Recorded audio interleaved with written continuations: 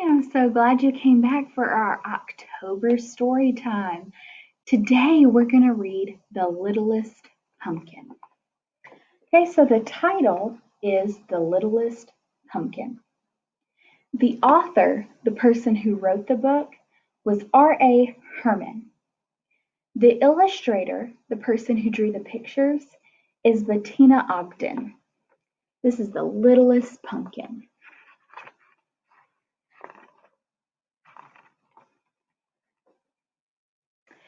It was Halloween, and there were 18 pumpkins left at Bartlett's farm stand.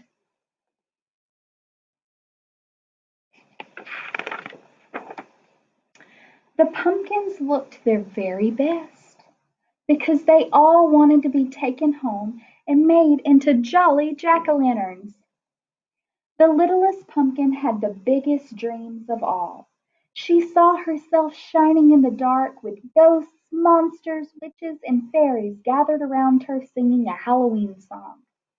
And today was the day when all her dreams were going to come true. So all the littlest pumpkin wants is to be taken home and made into a jolly jack-o'-lantern. Maggie dropped by the stand on her way to school, just as it was opening. "I want the biggest pumpkin you have for my class party," she said, looking at the pumpkins on display. She didn't even glance at the littlest pumpkin. The pumpkin Maggie chose was so big, Mr. Bartlett had to help her put it in her mother's car. So here is Maggie. She wanted the biggest pumpkin. She didn't want the littlest pumpkin. Then the twins arrived.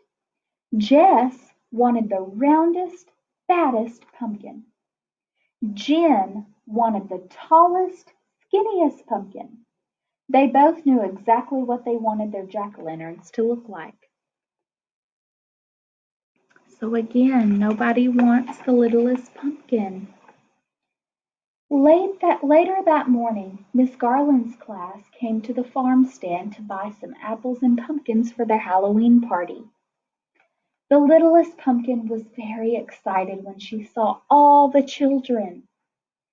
"Now certainly I will be chosen by someone and made into a jack-o'-lantern," she thought.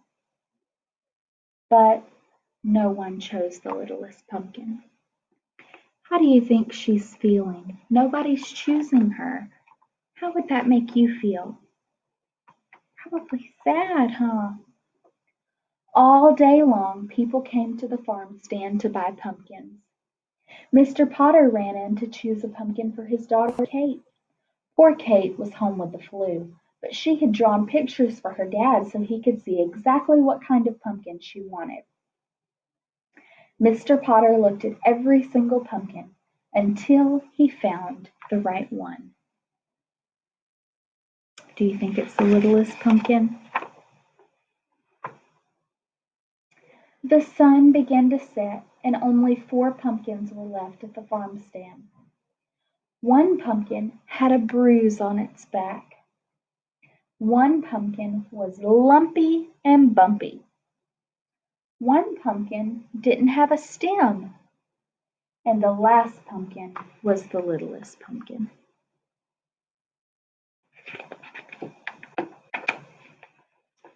The littlest pumpkin still had big dreams. She would be a beautiful jack-o'-lantern at a Halloween party. She would shine in the dark with ghosts, monsters, witches, and fairies gathered around her singing a Halloween song. So this is her dream, to be at a Halloween party. But while the littlest pumpkin was dreaming, Gabe and Mona arrived. They ran up to the 4 remaining pumpkins. Gabe grabbed the stemless one.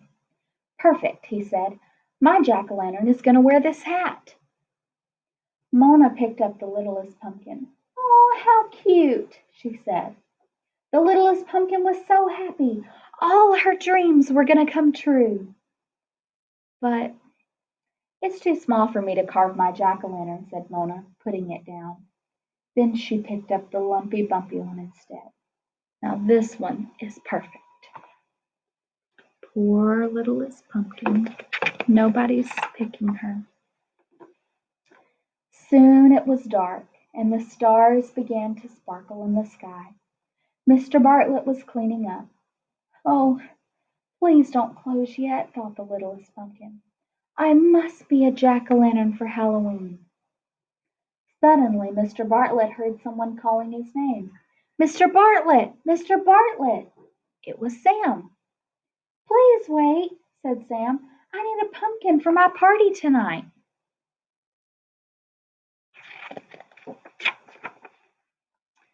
Mr. Bartlett picked up the bruised pumpkin and told Sam that if he turned it around it would make a very nice jack-o'-lantern. Sam agreed, and with that Mr. Bartlett closed the farm stand.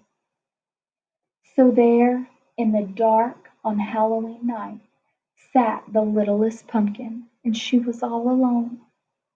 Or so she thought. Who do we see that's with her? Some little mice. For just when the littlest pumpkin was sure she was going to be spending Halloween night all alone in her empty farm stand, mice started scurrying around her. They were decorating everything, wearing tiny costumes, and carrying all sorts of Halloween goodies. And before the littlest pumpkin knew what was happening,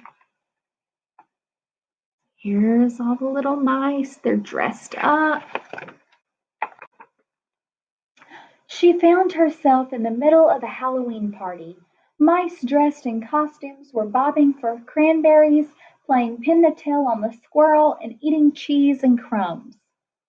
Then the best thing of all happened. What do you think's going to happen?